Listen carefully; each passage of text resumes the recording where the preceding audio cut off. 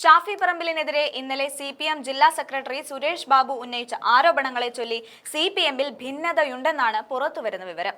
ജില്ലാ സെക്രട്ടറിക്ക് ആരോപണമുണ്ടെങ്കിൽ അദ്ദേഹം തെളിവുകൾ പുറത്തുവിടട്ടെ എന്നാണ് CPM നേതാക്കളുടെ പ്രതികരണം.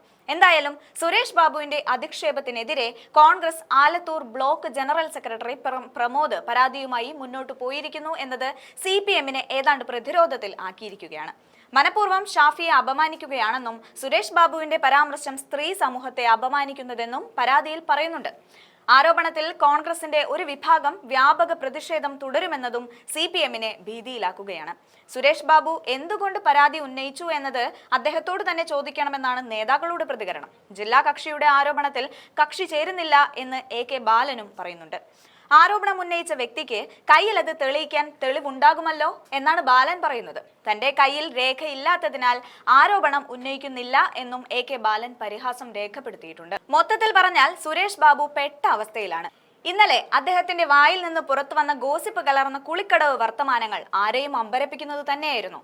വായിൽ തോന്നിയ സംസ്കാരം തൊട്ടു തീണ്ടാത്ത വാക്കുകൾ എന്തൊക്കെയോ അദ്ദേഹം മാധ്യമങ്ങളോട് വിളിച്ചു പറഞ്ഞപ്പോൾ ഇത്ര പ്രതീക്ഷിച്ചിരിക്കില്ല. എന്തായാലും താൻ പെട്ടു എന്ന് മനസ്സിലാക്കിയതോടെ അദ്ദേഹം വാക്കുകൾ കുറച്ചൊന്ന് തിരുത്തുകയും ചെയ്തിരുന്നു.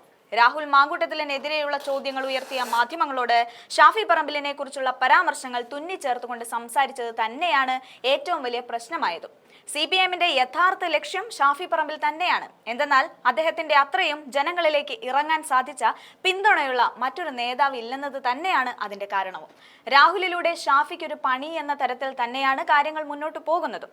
എവിടെ നിർത്തിയാലും പുഷ്പം പോലെ ജയിക്കുമെന്ന് കരുതിയ ശൈലജ ടീച്ചർ പോലും ഷാഫിയുടെ മുൻപിൽ മുട്ടുമടക്കേണ്ടി വന്ന അവസ്ഥയെ CPM എക്കാലവും ഭയപ്പെടുന്നുമുണ്ട്. രാഹുലിനെ വെച്ച് ഷാഫിയെ തകർക്കുക എന്നത് CPM-ന്റെ അജണ്ട തന്നെ എന്ന് പറയേണ്ടി വരും. സ്ത്രീകൾക്കെതിരായ കുറ്റകൃത്യങ്ങൾ വരുമ്പോൾ ഇരകൾക്ക് വേണ്ടിയുള്ള സമീപനം സ്വീകരിക്കുകയോ അവർക്ക് വേണ്ട പരിഗണന നൽകുകയോ ചെയ്യുന്നതിന് പകരം ഇവിടെ നടക്കുന്നത് ആ വിഷയത്തെ മുൻനിർത്തി എങ്ങനെ ഒരു രാഷ്ട്രീയ നേതാവിന്റെ ഭാവി കളയാം എന്നതാണ്.